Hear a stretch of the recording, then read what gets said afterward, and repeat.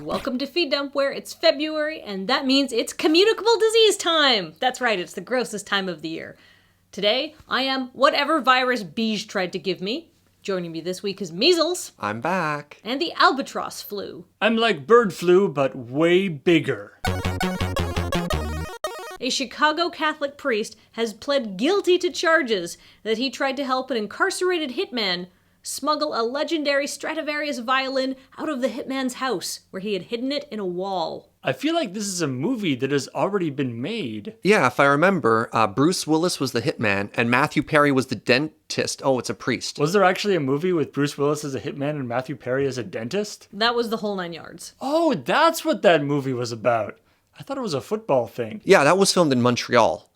Oh, we're off track again. I feel like to make it a really good movie plot, though, the priest has to go to the house and find that it's been demolished, and then like a police station has been built where the house was. So now he's got to figure out how to get it inside the police station. No, I think that's another movie, and Martin Lawrence was in it, and it was diamonds, not a violin. Now you're thinking of Blue Streak. Wait, what is a hitman doing with a priceless violin? Whatever he wants, he's a hitman. Hey, he could have bought it legitimately with his literal blood money. Maybe he actually uses the violin as part of being a hitman.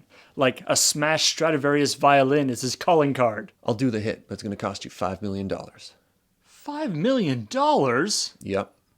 4.9 for the violin. 100K is my fee. Oh, jeez. Could we do it without the violin? That is just insulting. So the gangster's a guy by the name of Frank Calabrese, or Frankie Breeze, because that's a cool mobster name. And anyhow, he was convicted for having a part in over a dozen killings.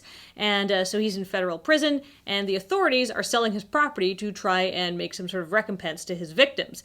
And so the priest is like giving him communion and stuff like that, and he gets the priest to take a note from him to pass to his associates on the outside so they can retrieve this violin from his house before it's sold. But they didn't find the violin, and the authorities now doubt if it ever existed. On one hand, I am happy that a convicted murderer doesn't get the thing he wants, but I'm also kind of sad that there wasn't the, priest actually going himself into the house with, a little sledgehammer and trying to knock down the wall, because that is a really funny image. I find it very unlikely that a mob man would make up having $1 million violin. It's there. It's somewhere. Somebody has it. That's definitely a movie. Yeah, that's the Mel Gibson movie, Payback, where he goes to jail and has to find his violin. No. Payback is where he gets shot by his wife and his friend, and then he's trying to get payback on them. Well, what's the prison movie? That's Shawshank Redemption. Payback and Shawshank. Oh yeah, they're pretty much the same. Yeah. A Belarusian delegate at the UN's Disarmament Forum has warned his fellow diplomats that if the forum's meetings are open to the public, there could be an unusual type of distraction. Namely, topless women screaming and throwing jars of mayonnaise. That is not where I expected that story to go. I like to imagine this isn't a specific Belarusian protest. This is actually just the delegate from Belarus has had this person following him for the last 3 weeks. And whenever he's in public, they're just throwing jars of mayonnaise at him, and he doesn't know why. I don't know if they have filibustering in the UN, but props to Belarus for creativity. Belarus is very concerned about disarmament as a whole, but Mayo disarmament specifically is a big issue for them. Before everybody gets super into watching UN Disarmament Forum meetings online, I do have to burst your bubbles a little bit because none of that mayonnaise throwing titty shaking thing actually happened. Nothing has been dropped on delegates. What happened was the members of the forum were talking about opening their meetings to the public to see if they could get more engagement. And the Belarusian delegate was like, no, this could be incredibly distracting. What if women came in and took their shirts off and pelted us with egg products? And none of the other delegates were buying it. According to the Reuters story, the record added that the president of the Conference on Disarmament, a diplomat from Mexico, replied that members of the public were already entitled to attend plenary meetings of the conference and sit in the public gallery, so in theory, they could already drop mayonnaise onto us. And he said it was unlikely that the gallery would ever be flooded with thousands of people, noting there were only 2 people in the public gallery on Tuesday's meeting. But I mean, if you wanted to start throwing mayonnaise, the opportunity is now there for you. You can imagine all the other people around the table at the meeting just being like, Dude, what? Paul, this lends credence to our theory that he has a mayonnaise stalker. This is personal for him.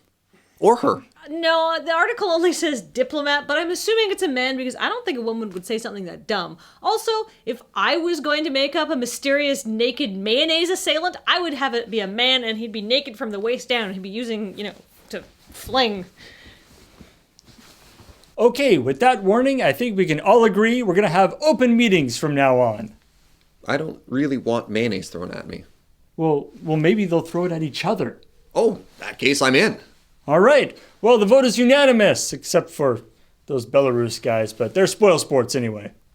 A California public utilities worker who was caught peeing in a drinking water reservoir will be sent home without pay for a few days as punishment. If you're going to pee outside, you could at least pee on the nearest wildfire. That would probably be really appreciated. In Dune and Tank Girl, every form of water is precious, so, Peeing in the reservoir is a super dumb thing to do, but I'd like to think that it isn't that big a deal. Like there's some sort of purification process before it actually comes out of your tap.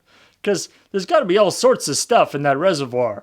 Like leaves and dead animals, bird crap, maybe a few mob victims. Who knows? Paul, you are correct. All the water that comes out of any California reservoir not only goes through a filtration system, but they also pass it under a UV light to kill bacteria. And also the reservoir was empty when this happened. So no actual pee got into the water system. Well, no more pee than was already in the water system got into the water system. Because I bet it's a non-zero amount of pee. Don't fool yourselves, Californians. Can you call it a reservoir if there's no water? That's kind of a Zen thing. Is it a feed dump if there's no toilet humor? And is it a better source of news if they don't have this hat? Well, the world may never know.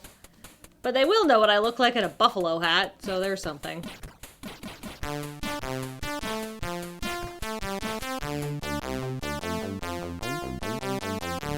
You could say that he actually turned it from just a big concrete hole into a reservoir by peeing in it because he put water into it. But that would be a dumb thing to say.